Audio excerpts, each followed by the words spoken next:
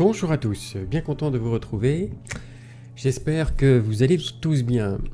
Alors aujourd'hui, une petite nouveauté, du pain à l'ail, parfumé à l'ail. C'est très léger, c'est pas quelque chose qui emporte la bouche et qui va bien s'accorder avec une salade par exemple, avec du fromage et puis tout ce que vous voudrez en fait. Voilà, allez, c'est parti, on y va. Alors, commencez par peser tous les éléments.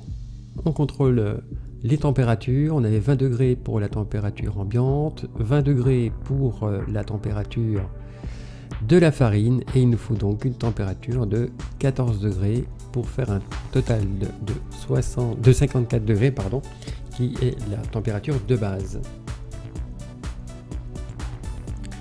Alors, une fois que votre ail est prêt, que vous les avez pelés, passez-les un petit coup au mixeur de façon à ensuite à les mettre dans le pétrin. Voilà, je conseille un petit pinceau, c'est bien pratique pour tout enlever.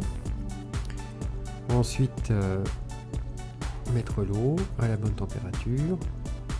Donc je rappelle que la température est importante puisque pour avoir une pâte à 24-25 degrés en fin de pétrissage, on doit respecter ces températures. Alors ensuite, voilà, donc la levure, puis la pâte fermentée, puis ensuite la farine. Alors le sel, on ne le met pas tout de suite, on fait un petit mélange de 3 minutes et le sel se mettra 3 minutes après.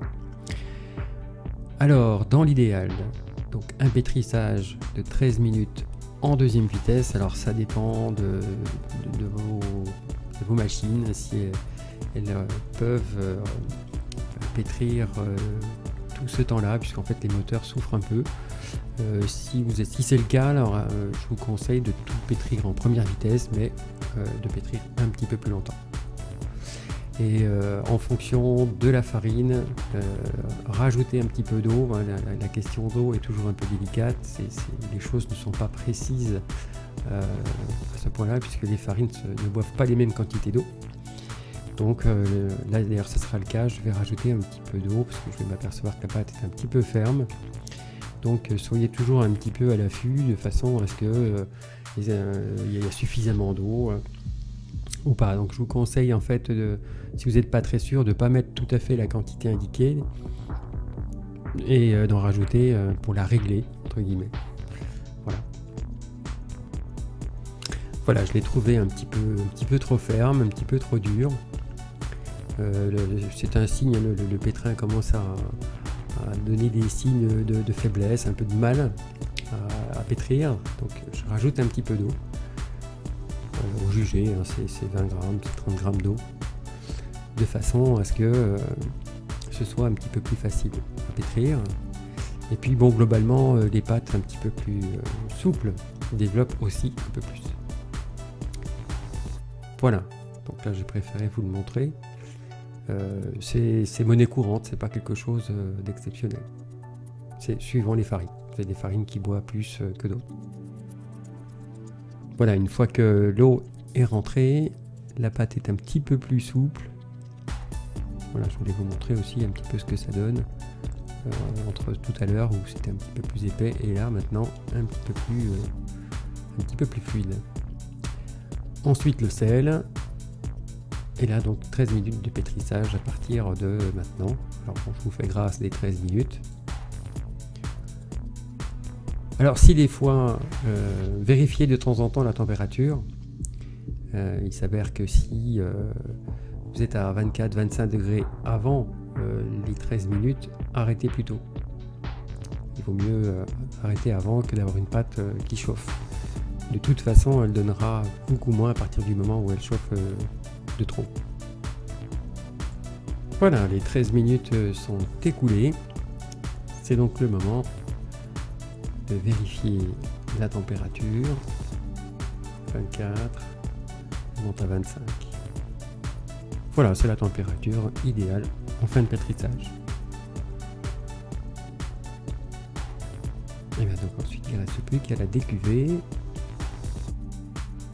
Une petite mise en forme. Voilà, j'ai fait un peu plus que ça, j'ai donné un tour. C'est pour lui donner de la force. Ne leur manquez pas spécialement, mais bon, je l'ai fait quand même. Et ensuite, vous les laissez pointer pendant 1 heure, c'est-à-dire vous les laissez tranquille. Elle va commencer à développer, à pousser. Et au bout d'1 heure, voilà ce que ça donne. Alors je mets un petit linge humide, hein. Ceux qui me suivent savent que je préfère le linge humide plutôt qu'un film, même si ça marche quand même, il n'y a pas de souci. C'est que je préfère le milieu humide, ça permet d'éviter de croûter, d'éviter de surtout un petit développement aussi, hein, parce que les pâtes c'est de la levure, donc elles aiment l'humidité. Alors ensuite, donc des petits pains de 50 grammes. Voilà. Une fois que tout est pesé, et en avant pour les poulets, un petit coup à prendre. Farinez pas trop, ça facilite l'adhérence en fait avec entre votre main et le plan de travail. Et ensuite donc en avant. Petite accélération, mais c'est la vidéo, je vais pas si vite.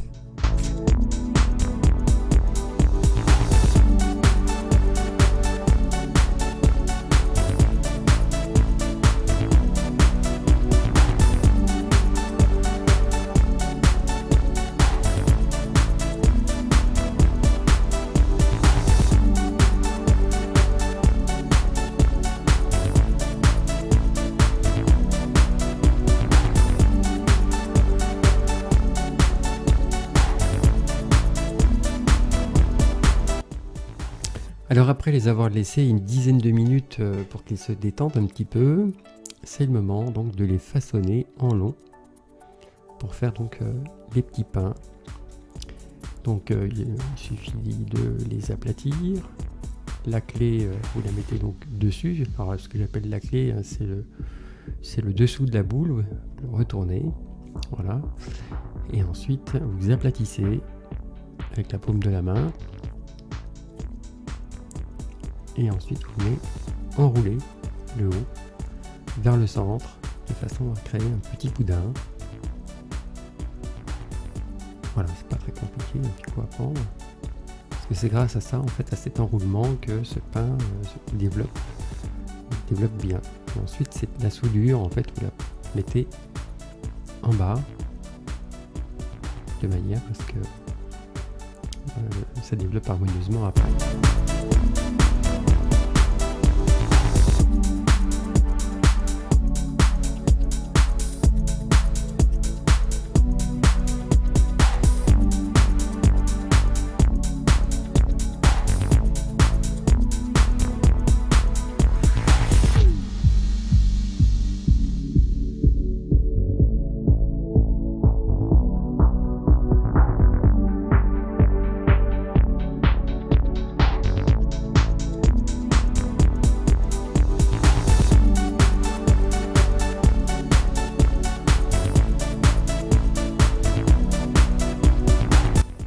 Voilà, vous pouvez les serrer pas trop quand même parce que sinon ils vont se toucher. Et au bout d'1 heure, un petit coup de... Alors moi je prends une lame relativement tranchante puisqu'il s'agit d'un cutter.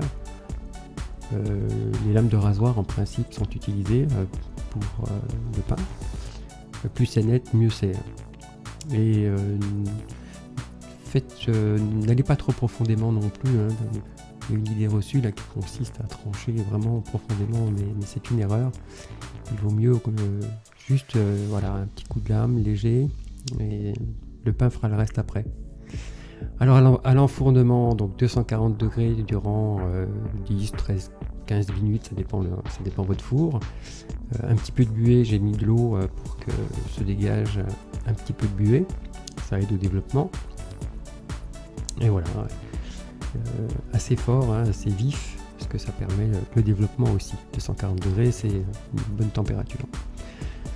Voilà ce que ça donne une fois que c'est fini. C'est un petit goût d'ail qui est très sympa. C'est pas très très fort, contrairement à ce qu'on pourrait penser, parce qu'en fait il y a une bonne quantité d'ail. C'est assez impressionnant à voir, mais une fois que c'est cuit, c'est un goût relativement léger. Voilà, bah, j'espère que cette vidéo vous aura plu. Merci de m'avoir suivi et je vous invite à d'autres vidéos. Merci et à bientôt. Salut!